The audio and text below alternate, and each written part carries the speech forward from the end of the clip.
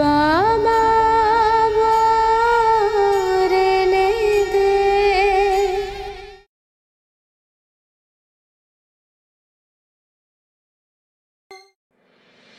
হে গুরুদেব মহারাজ, কৃপা করো ভগবান, আমাকে সুস্থ করে দাও। আমি সারা জীবন তোমার পুজো করে এসেছি। দূর করো আমার এই রোগ, সুস্থ করে দাও আমায়। পায়ে খুব ব্যথা। প্রভু, কাল আমার চোখের সামনে আইসক্রিমওয়ালা সাইকেলে যাচ্ছিল। আমি এদিকে গেলাম ওদিকে গেলাম, কিন্তু ওকে ধরতে পারলাম না। প্রভু, তুমি তোমার কাছে ডেকে নেবে না তো আমায়? আসলে আমার খুড়তুতো বোনের মেয়ের বিয়ে। ততদিন আমায় কিন্তু তুলে নিও না। আর ঠাম্মা, এরকম কথা কখনো বলো না। ভগবান কিন্তু সব কথা শুনতে পান। আরে ঠাম্মা, আমি থাকতে সমস্যা? জাস্ট 2 মিনিট দাও, তোমার ব্যথা ঢিসকে করে দেবো।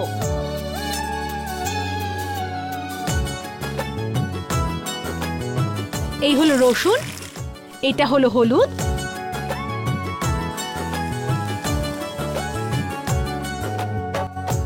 আর এই গরম জল তৈরি। দাঁড়াও, 2 মিনিটে আসছি।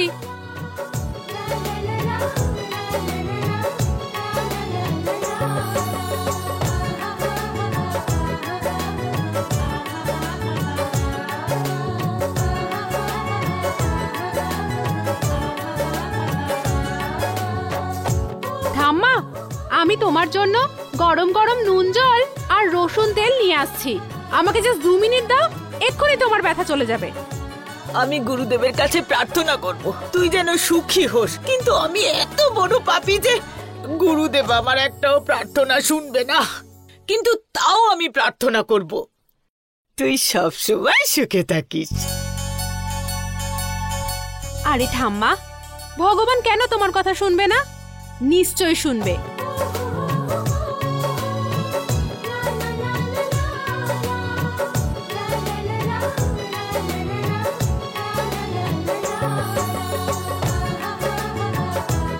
একটা কথা বলি, ঠান্ডা তো পড়ে গেছে, তাই কম করে 2 পায়ে জুতোটা তো পরে থাকতে পারো ঠাম্মা।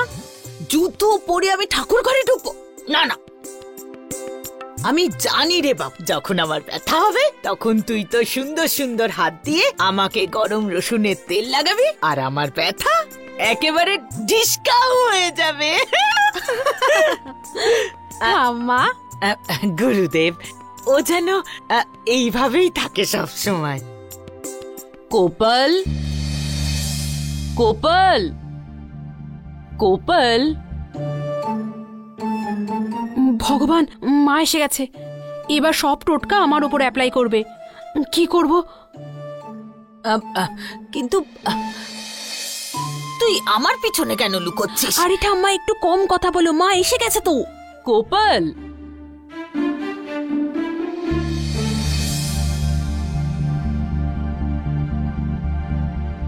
কোপাল।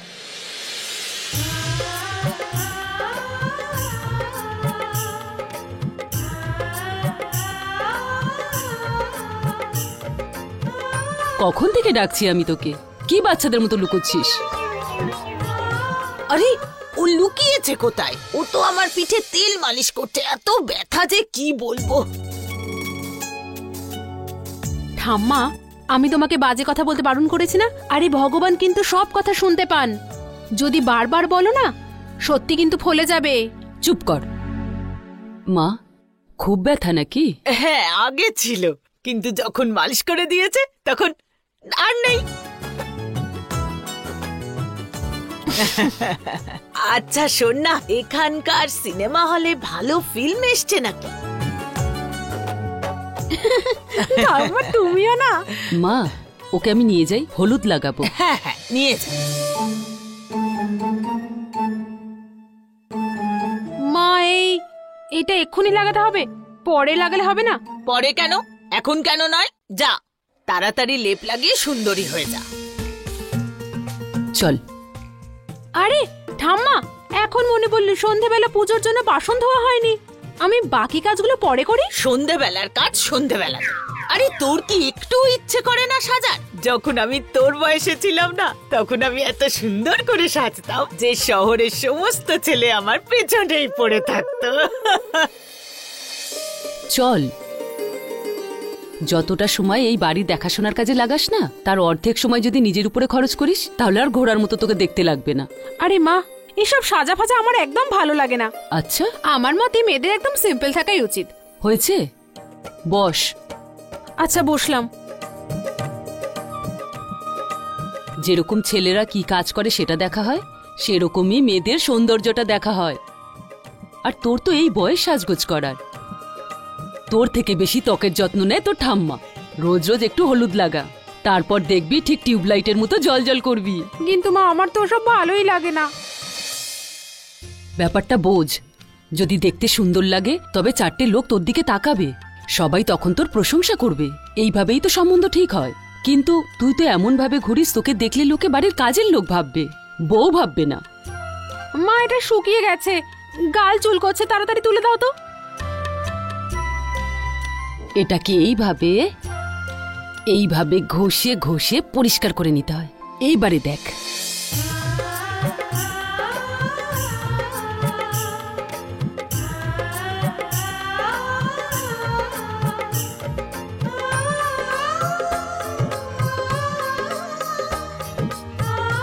মুখটা কি উজ্জ্বল লাগছে? দেখ নিজেকে একবার, মুখটা পরিষ্কার হয়ে গেছে তো? দেখে মনে হচ্ছে মেঘের ভেতর থেকে চাঁদ বেরিয়ে এসেছে। তুমি এমন করে বলছো যেন এতদিন আমি মুখই ধুইনি। এই নে, এটা আবার কি? এটা লাগিয়ে নিয়ে তো ত্বকের জন্য ভালো হবে। না মা, ব্যাস। মা ছাড়ো।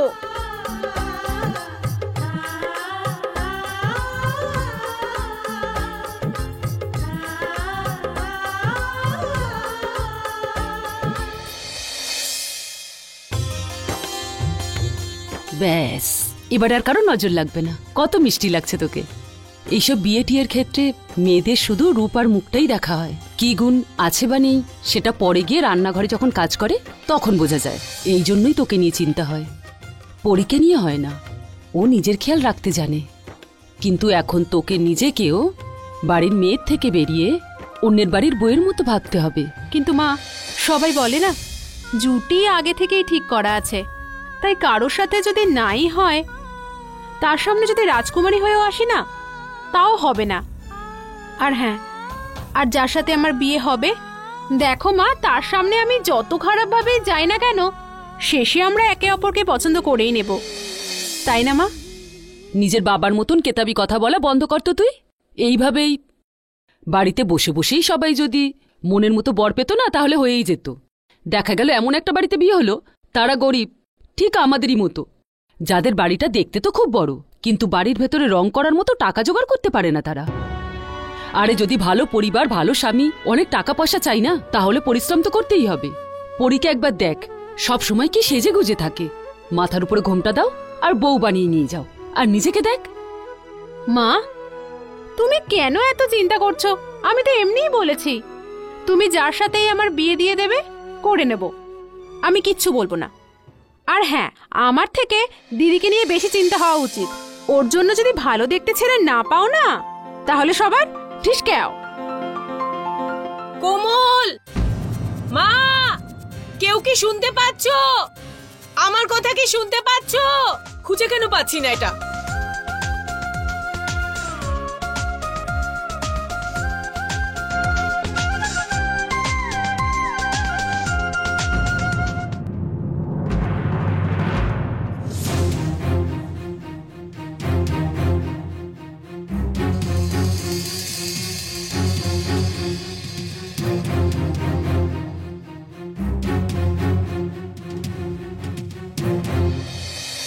আরে কি খুঁজছিস মা?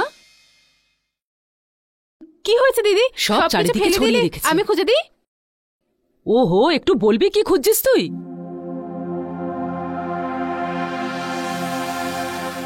কি খুঁজছিস? আরে ওই পিকক ব্লু কালারের কুর্তিটা ছিল না? কোনটা? আরে সেটাই, যেটাতে আমি খুব সুন্দর দেখাই। আরে যেটা আমি দিল্লি থেকে এনেছিলাম।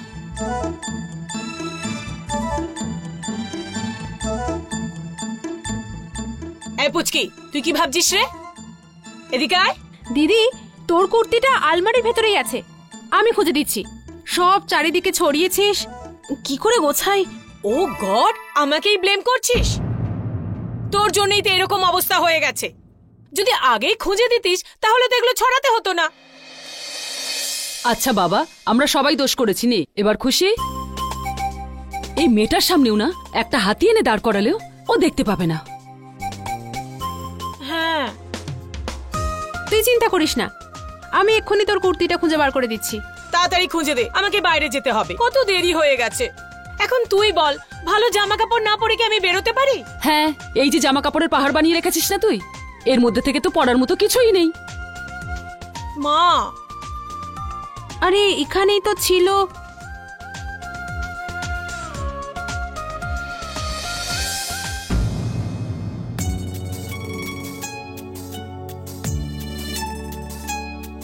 ঠিসকে আরে এই তো তোর কুর্তি। ইয়ে! দেখেছিস, পেয়েছিস তো তুই। মাথা ঠান্ডা করে খুঁজলে আগেই পেয়ে যেতিস, কিন্তু তোর তো সবসময় তাড়া লেগে থাকে। আরে পুচকি, তুই আছিস তো আমার কোনো চিন্তা নেই। এক্ষুনি পরে দেখাচ্ছি, দেখিস এমন সুন্দর দেখাবে না, সবাই আমার দিকে তাকিয়ে থাকবে। একদম, কারণ আমার দিদি খুব ভালো। আয় চল।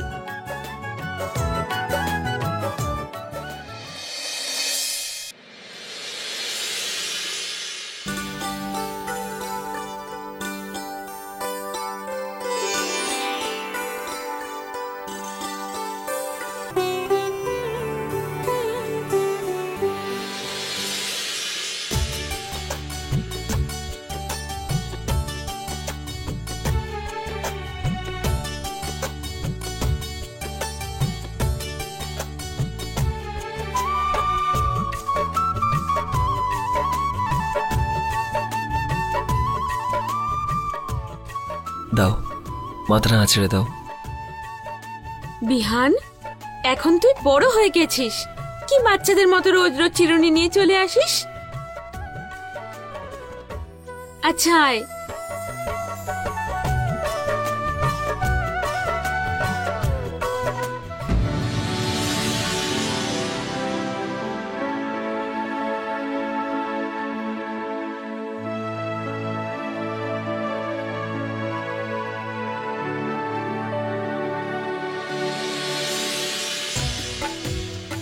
যতদিন না একটা বউ এনে দিচ্ছি, এই অভ্যেস দেখছি যাবে না।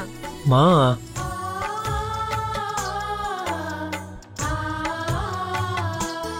আমার সোনা ছেলে।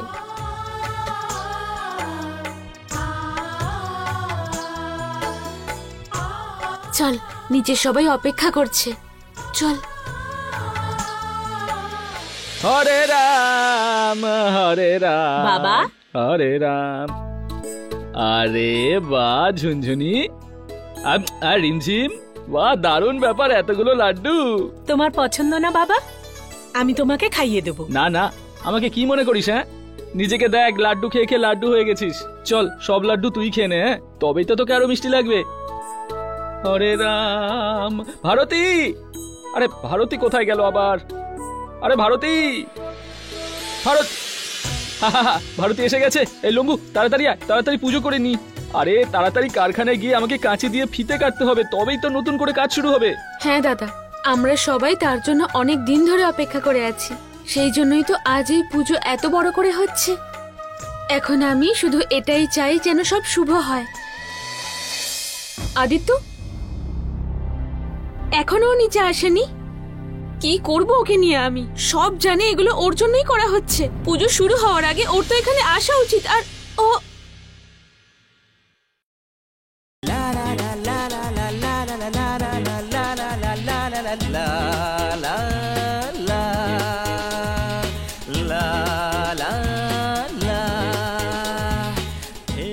এই তো এসে গেছে আমাদের নবাব পুত্তুর। সরি সরি সরি, আমার মোবাইলের অ্যালার্মটা না যখন বাজার দরকার ঠিক তখনই বাজে না, আর যখন বাজার দরকার নেই তখনই বেজে ওঠে। বোধহয় এবার চেঞ্জ করতে হবে। দাদা কিছু টাকা হলে ভালো হতো। আরে ওই গুলি মাস্টার, তোর গুলি আমরা না রোজ খাই, ঠিক আছে? তোর জন্য কারখানা শুরু হচ্ছে, আর তুই যদি আজও দেরি করিস তাহলে তোর এই গুলি না তোর নিজেরই হজম হবে না কখনো। জেঠু তুমিও না প্লিজ। আরে মা,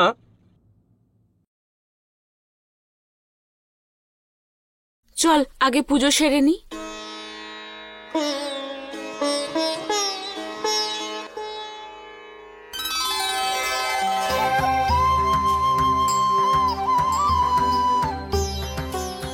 আদিত্য, বিহান, বাবার কাছ থেকে ভালো করে আশীর্বাদ নিয়ে নে।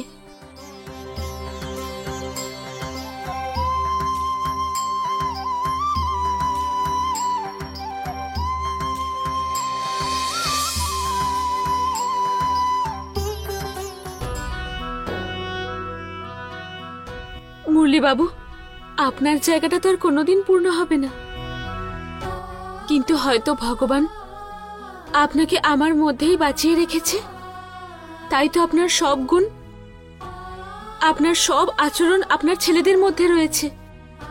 দায়িত্ব, পরিশ্রম, ভালোবাসা, সবটা যেন আপনারই রূপ।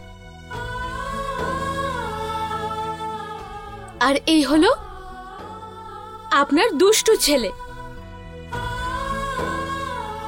ও তো আপনাকে পায়নি মুরলি বাবু, তাই এত দুষ্টু হয়ে গেছে।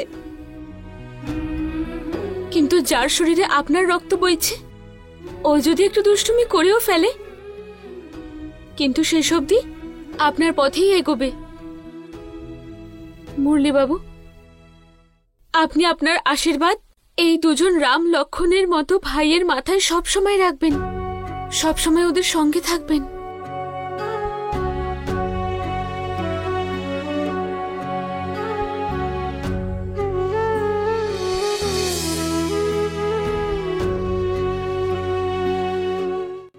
আদিত্য, এটাই তোর জীবনের শ্রেষ্ঠ মুহূর্ত।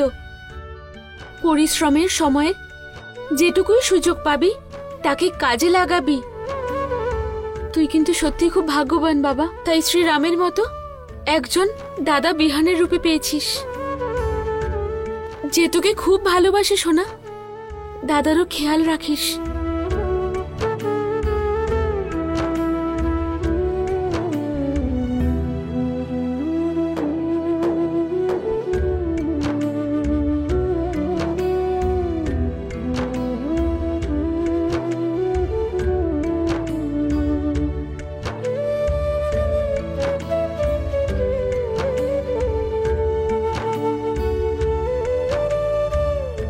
আয়,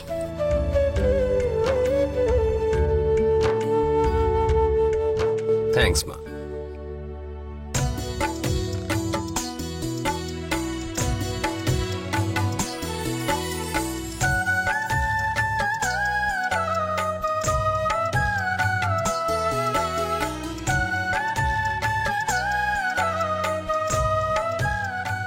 চল সোনা, খেয়ে নিবি এবার। রিমঝিম, এই প্রসাদটা সবাইকে দিয়ে দে। চল।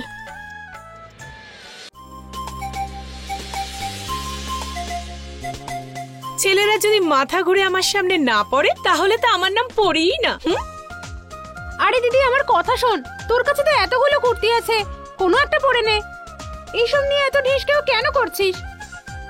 দেখ পুচকি, এমন ব্যাপার যে আজকে আমার বিকেলবেলা বাইরে ঘোরার প্রোগ্রাম আছে, আর সেই জন্যে ভালো করে সেজে যাওয়াটা দরকার আছে। আর তুই তো জানিসই না, আমার নামটাই আমার ওরা লাইসেন্স দিয়েছে, আমি একজন পরী। দিদি, কিন্তু আমরা কোথায় যাচ্ছি? আজকে সকালবেলা একটা পেপারে অ্যাড দিয়েছে, ওই বাজারে ওই বিখ্যাত বিউটি পার্লারটাতে চুল কালার করার জন্য আর শেপ দেওয়ার জন্য মুম্বাই থেকে বিখ্যাত হেয়ার স্টাইলিস্ট আসছে। হে ভগবান! তাই আমি ওখানে যাব, চুল টুল কাটাবো আর কালার করব, যাতে ছেলেরা মাথা ঘুরিয়ে না পড়ে যায়। তাহলে আমার নাম পরি কি করে হবে? দিদি, আমরা গেলে হবে না। তুই জানিস তো, বাবা যদি জানতে পারে না, আমাদের দুজনকে ঢিসকেও করে দেবে। দিদি বাইরে বেরো আর বোঝার চেষ্টা কর। আরে বলেছি না আমি সবকিছু সামলে নেব। হে ভগবান, দিদিকে কি করে বোঝাই?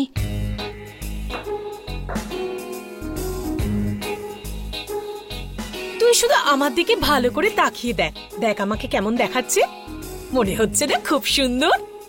হ্যাঁ তুই দিদি। এসব ছেড়ে দে পুচকি, তুই আমায় কি এমন সার্টিফিকেট দিবি? সারা পৃথিবী জানে যে এই আগ্রাতে দুটো জিনিসই খুব সুন্দর, পূর্ণিমার রাতে তাজমহল আর দ্বিতীয় চাঁদের পরী। হ্যাঁ দিদি, ওসব আমি জানি, কিন্তু এই চুলে রং করার যে প্রোগ্রামটা তুই করেছিস না, এটা আমার একদম ঠিক লাগছে না। এরকম বলা একদম উচিত নয়, কারণ ভগবান সব শুনছেন। আর বাবা যদি জানতে পারে আমরা দুজনে গেছিলাম। আমি বলেছি না আমি সবকিছু সামলে দেব, যাবো যখন বলেছি যাবো। না দিদি। আর যা, আর তুইও গিয়ে একটু রেডি হয়ে নে। ভগবান তোকে এত মিষ্টি একটা মুখ দিয়েছে, একটু তো নিজেকে দেখ। তুইও ছাড় তো, এখন যদি না সাজিস তাহলে কি ঠাকুমার বয়সে গিয়ে সাজবি? যা যা, তাড়াতাড়ি গিয়ে রেডি হয়ে নে। হচ্ছে।